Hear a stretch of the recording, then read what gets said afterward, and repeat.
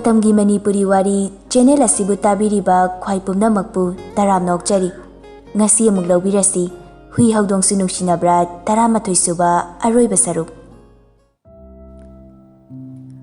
Thoibi pamubagi phone da save toriba number aduda amuk yingi pamubada amuk yingi mittusu pira cherai pamubaso adumangai Thoibi masada fauriba ihildo harauribra nungairibra natraga warauribra khangma ngamjade anido munni yengne wadi ngangnadi mikup kharadi Thoibi ngaktang leibaga maido fatlei thoki pamubana Thoibi gi lengjumda pairi Thoibi mit uishelaga khangi Thoibi maido pamubaromdo onsilei kaigino aise nakhoi mayamgi sanabam lo ha asukuiba matamse karigi famna sanaribano Thoi ai nangni hana khangde nangna accident hayeng thokani haiba numittugi nungdang wairamda khangbani ibani hana phone wari sanade nangi number su khangde itei madagi nangi number lauraga phone torakpada aina wari sanariba Thoibi jase atei kana sunate nangni khanglakpani ai numittuna nangonda haidu asira khali adubu nangna saurakadra khandana nongalaga haigi khanbani aduga nangdi si haraga Thoibi bu kolaga kappi pamuba Thoibi pamubana konbududagi handorai aduga hairei nangna nungshiba pamjabadi nungsi Thoibi nate Thoibi jane Thoi Thoibi jase nang oirambaduna aigi thamoise asukki matik haraujaki nang aibulana khangano karigumba Thoibi jado ai oiramdradi kamdauba Thoibi jana nangna unase chelase haibadu yaraklamladi chelamgani natra nangi nupi ai leina then how can I trust you Thoi kaino nangna haridubo hoi ai nangbu ahanba uba maktada thamoida haifam khangdaba amukta fawkhidiba ihulama fawkhibani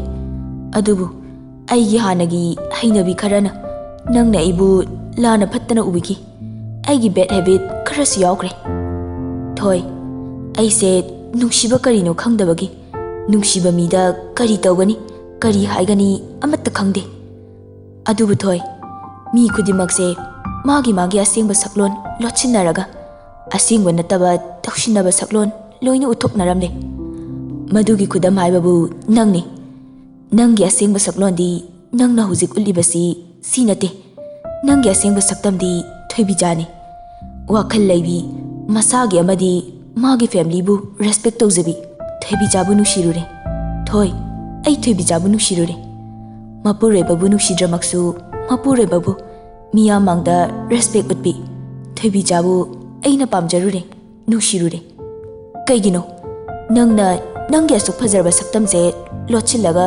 oishoidaba nangi saktomda utnaba honariba karigino ai nangma nushiye Thoi please accept me as your better half si hairaga pamuba leplambadagi khuru kulaga khut ani do lonsinaraga Thoibi da magi thamoida leiriba Thoibi gi nushibado fongdoi kallagi khalamba Thoibi gi thamoido kanba ngamkhidre mapira chelaktuna kappi pamubagi mataududa Thoibi su kapna pamuba bu hogatpi aduga konsinbi aduga mukhairi aisu nangma nungshiraroi khanbane danao ai ngamdiye ai yamna ware matai manau anido ngaiha konaduna kapmine animak amana amagi pi taithongne pamuba Thoibi da phagi tawre magi jagatnabada hore ishana yajadaba aise nangna namdana hek phabida Thoibi frank saugalei aina karam kana nang phai nangna hojiktada ai nushiyaraga nangna ai phari natra apangbi sibu engondagi hana nungshiba masa khangi oinaba karino su khangdri aduga nangna namdana phai haibadi nungshiba masa khangjadaba ise nangna nungshiba tambiduna namdana aibu nangi oina phabire haibani sibo khangdi business ki profit loss ti khanglamani ne pamuba Thoibi bu chena khangkhon konsili aduga maido Thoibi da naksilei Thoibi su ikaiba karioi handoke tawi ai chaklame as tan chadan lamkhrida nangi chakse kaino chaklambabu tan chaba chadaba na leibra Mi punshi hanba romance ki mutlak pasida nangge chaktuna hek thugaida. Hai sinadi yamna yare charu lao.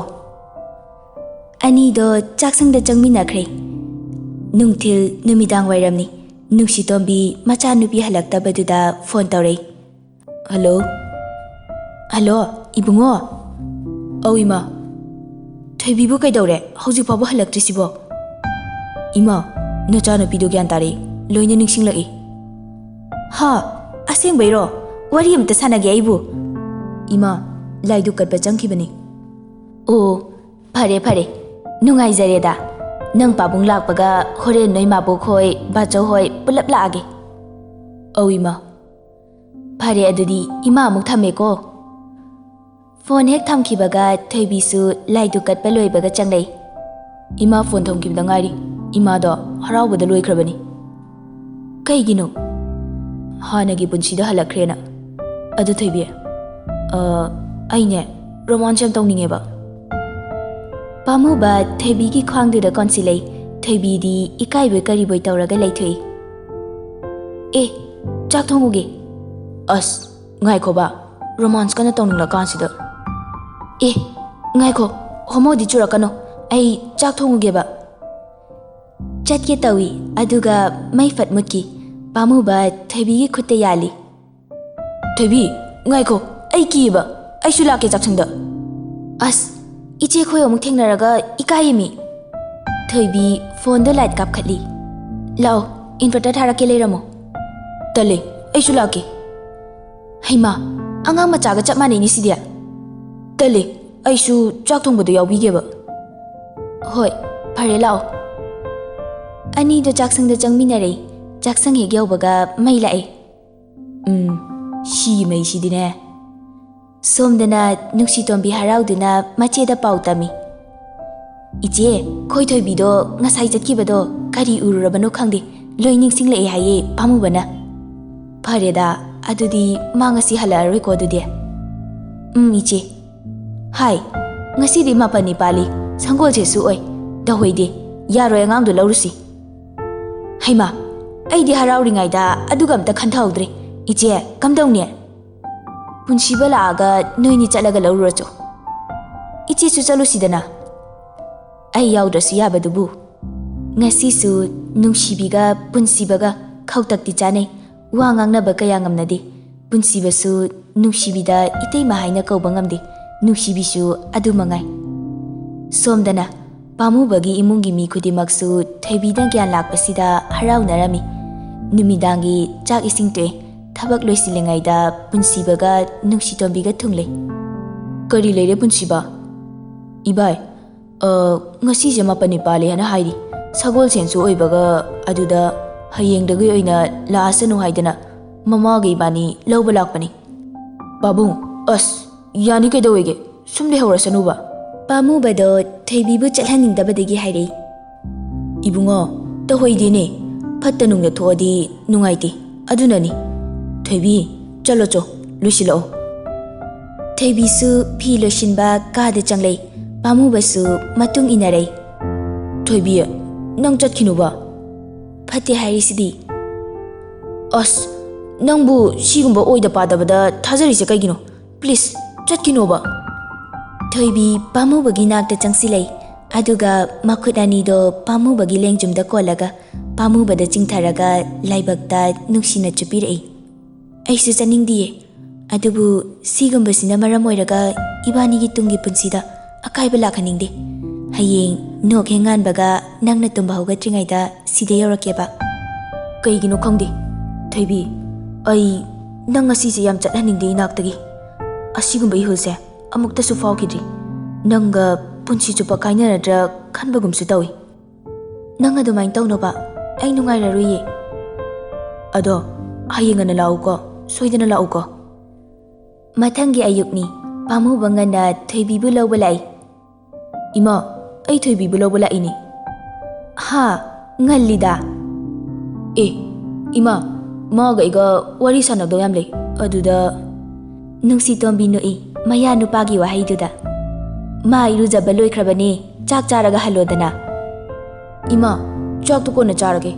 ꯆꯥ ꯐꯥꯎ ꯊꯛꯑꯔꯣꯏ ꯑꯩ ꯀꯔꯤ ꯋꯥꯅꯣꯅꯦ ꯅꯪꯅ ꯊꯣꯏꯕꯤꯒ ꯇꯥꯟꯅꯅꯤ ꯍꯥꯏꯕꯣ ꯃꯇꯩ ꯃꯅꯥꯎꯒꯤ ꯋꯥꯔꯤꯅꯤ ꯍꯣꯏ ꯁꯥꯟꯅꯧ ꯊꯣꯏꯕꯤꯁꯨ ꯐꯤ ꯂꯣꯏꯁꯤꯜꯂꯒ ꯊꯣꯛꯂꯛꯏ ꯏꯃꯥ ꯑꯗꯨꯗꯤ ꯑꯩꯈꯣꯏ ꯑꯃꯨꯛ ꯆꯠꯂꯨꯈꯤꯒꯦ ꯍꯣꯏ ꯆꯠꯂꯣ ꯑꯅꯤꯗꯣ ꯒꯥꯔꯤ ꯇꯣꯡꯉꯒ ꯂꯥꯛꯃꯤꯟꯅꯔꯦ ꯊꯣꯏ ꯑꯩ ꯉꯔꯥꯡ ꯀꯞꯄꯦ ꯀꯔꯤꯒꯤ ꯅꯪ ꯆꯠꯈꯤꯕꯒꯤ ꯑꯩꯕꯨ ꯅꯨꯄꯥ ꯑꯇꯣꯞꯄꯗ ꯌꯨꯝ ꯄꯥꯟꯈ꯭ꯔꯕꯒꯤ ꯇꯥꯏꯞꯇ ꯑꯗꯨꯏ ꯅꯠꯇꯦ ꯅꯣꯡ ꯑꯃꯨꯛꯇ ꯉꯥꯜꯂꯗꯤꯅ ꯈꯟꯕꯁꯤꯗꯤ ꯅꯪ ꯌꯥꯝ ꯃꯤꯁ ꯇꯧꯋꯦ ꯉꯔꯥꯡꯗꯤ ꯌꯥꯝ ꯅꯨꯡꯁꯤꯔꯕꯣ ꯑꯩꯁꯦ ꯅꯨꯡꯁꯤꯌꯦꯅꯦ ꯊꯥꯖꯗꯕ꯭ꯔꯥ ꯊꯥꯖꯩꯌꯦꯕ ꯑꯗꯣ ꯒꯥꯔꯤꯗꯣ ꯐꯖꯅ ꯍꯥꯟꯅ ꯊꯧꯔꯣ ꯉꯥꯏꯍꯥꯛ ꯂꯩꯕꯒ ꯌꯨꯝ ꯌꯧꯔꯦ ꯊꯣꯏꯕꯤ ꯅꯪ ꯂꯥꯛꯑꯦꯗꯅ ꯑꯧ ꯏꯆꯦ ꯐꯔꯦ ꯂꯥꯛꯑꯣ ꯆꯥꯛꯁꯨ ꯂꯣꯏꯔꯕꯅꯤ ꯅꯪ ꯑꯝꯇ ꯊꯤꯗꯣꯛꯑꯣ ꯂꯥꯛꯑꯣ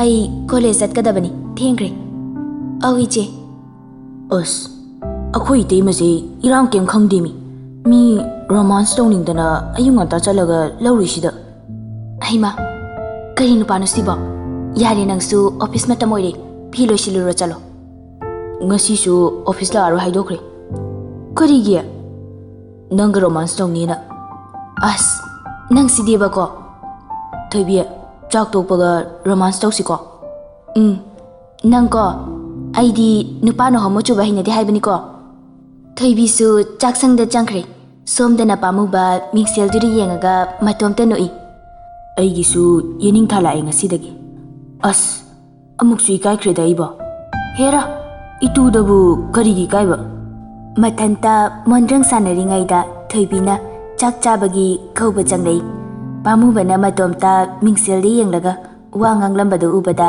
ꯋꯥꯈꯜꯗ ꯈꯜꯂꯤ ꯀꯩꯅꯣ ꯁꯤꯕꯣ ꯉꯥꯎꯔꯖꯥꯠꯂꯅꯦ ꯇꯥꯕ꯭ꯔꯣ ꯄꯥꯝꯃꯨꯕ ꯐꯠ ꯌꯦꯡꯊꯣꯔꯛꯏ ꯆꯥꯛ ꯊꯤꯔꯦ ꯂꯥꯛꯑꯣ ꯄꯥꯝꯃꯨꯕ ꯊꯣꯏꯕꯤꯒꯤ ꯋꯥꯒ ꯇꯥꯗꯦ ꯅꯣꯛꯃꯤ ꯇꯧꯔꯒ ꯆꯪꯂꯛꯏ ꯊꯣꯏꯕꯤꯒꯤ ꯅꯥꯛꯇ ꯑꯗꯨꯒ ꯈꯨꯗꯥꯡꯗ ꯄꯥꯏꯔꯒ ꯆꯤꯡꯁꯤꯜꯂꯤ ꯀꯩꯅꯣ ꯅꯪ ꯇꯧꯔꯤꯗꯨꯕꯣ ꯔꯣꯃꯥꯟꯁ ꯇꯧꯔꯤꯅꯤ ꯍꯩꯃꯥ ꯅꯪꯗꯤ ꯉꯥꯎꯔꯦꯗꯅ ꯆꯥꯛ ꯆꯥꯔꯝꯗꯥꯏꯁꯤꯗ ꯀꯥꯏꯗꯩ ꯔꯣꯃꯥꯟꯁꯅꯣ ꯑꯁ ꯈꯪꯗꯦ ꯑꯩ ꯅꯪꯒ ꯑꯗꯨꯝ ꯂꯩꯅꯤꯡꯉꯦ ꯊꯣꯏ ꯑꯗꯣ ꯆꯥꯛꯁꯦ ꯍꯥꯟꯅ ꯆꯥꯁꯦ ꯄꯨꯛꯇ ꯂꯥꯝꯃꯗꯤ ꯔꯣꯃꯥꯟꯁ ꯆꯪꯂꯣꯏꯕ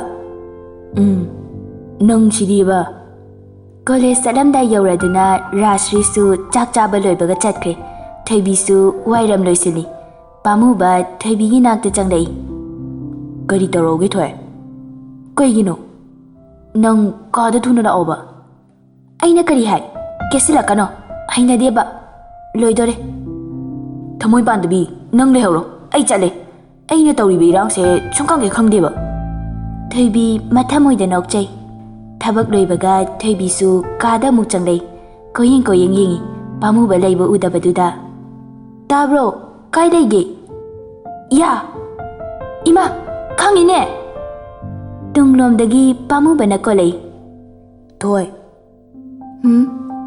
ꯅꯪ ꯑꯩ ꯅꯨꯡꯁꯤꯕ꯭ꯔꯥ ꯅꯨꯡꯁꯤ ꯀꯌꯥꯝ ꯅꯨꯡꯁꯤ ꯊꯣꯏꯕꯤ ꯇꯥꯕ꯭ꯔꯣ ꯑꯃꯨꯛꯇ ꯂꯥꯛꯑꯣ ꯃꯄꯥꯟꯗꯒꯤ ꯃꯀꯨꯕꯣꯛꯅ ꯀꯧꯔꯛꯏ ꯕꯕꯥꯅ ꯀꯧꯔꯤꯁꯦ ꯀꯩꯅꯣꯝꯇ ꯍꯪꯉꯨꯒꯦ ꯑꯁ ꯑꯩ ꯁꯨꯝ ꯁꯥꯎꯖꯔꯛꯀꯅꯤꯀꯣ ꯀꯨꯏꯔꯣꯏꯕ ꯊꯣꯏꯕꯤ ꯃꯄꯥꯟꯗ ꯊꯣꯛꯑꯒ ꯃꯀꯨꯕꯣꯛꯇ ꯍꯪꯉꯤ ꯕꯕꯥ ꯀꯩ ꯍꯥꯏꯒꯦ ꯑꯩꯒꯤ ꯐꯩꯖꯣꯝ ꯄꯨꯝꯌꯥꯠꯇꯣ ꯑꯃꯨꯛꯇ ꯄꯨꯊꯣꯔꯛꯑꯣ ꯂꯥꯛꯑꯣ ꯁꯣꯁꯇꯤꯒꯤ ꯆꯥꯛ ꯆꯥꯕ ꯑꯃ ꯆꯠꯇꯣꯏꯅꯤ ꯂꯝꯁꯨ ꯈꯔ ꯂꯥꯞꯄꯤ ꯑꯧ ꯕꯕꯥ ꯊꯣꯏꯕꯤ ꯃꯀꯨꯕꯣꯛꯀꯤ ꯐꯤꯔꯣꯜ ꯂꯧꯊꯣꯛꯂꯒ ꯊꯝꯃꯤ ꯃꯀꯨꯕꯣꯛ ꯆꯠꯇ꯭ꯔꯤ ꯐꯥꯎꯕ ꯉꯥꯏꯔꯒ ꯂꯩ ꯃꯀꯨꯕꯣꯛꯁꯨ ꯉꯥꯏꯍꯥꯛ ꯂꯩꯔꯒ ꯆꯠꯈ꯭ꯔꯦ ꯑꯗꯨꯒ ꯀꯥꯗ ꯑꯃꯨꯛ ꯆꯪꯂꯛꯏ ꯕꯕꯥ ꯆꯠꯈ꯭ꯔꯕꯣ ꯆꯠꯈ꯭ꯔꯦ ꯍꯟꯗꯛꯇꯤ ꯑꯃꯨꯛ ꯀꯅꯥꯝꯇꯅ ꯌꯦꯠꯂꯛꯑꯔꯣꯏꯀꯣ ꯏꯔꯥꯡ ꯑꯃꯨꯛ ꯇꯧꯔꯛꯏ ꯑꯗꯨꯒ ꯐꯣꯟ ꯑꯃꯨꯛ ꯂꯥꯛꯏ ꯍꯩꯃꯥ ꯏꯆꯦꯅꯦ ꯉꯥꯏꯈꯣꯀꯣ ꯍꯜꯂꯣ ꯊꯣꯏꯕꯤ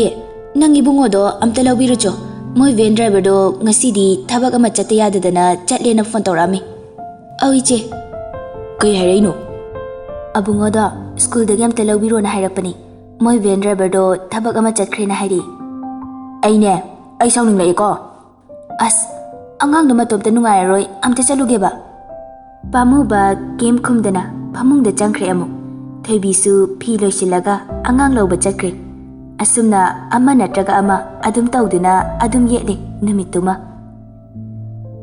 Numidangni pamuba sauraga phamungda famaga lei.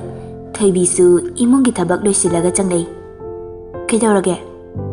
Kaisu taude. Saurira? Aidi kaidawagi saudeba?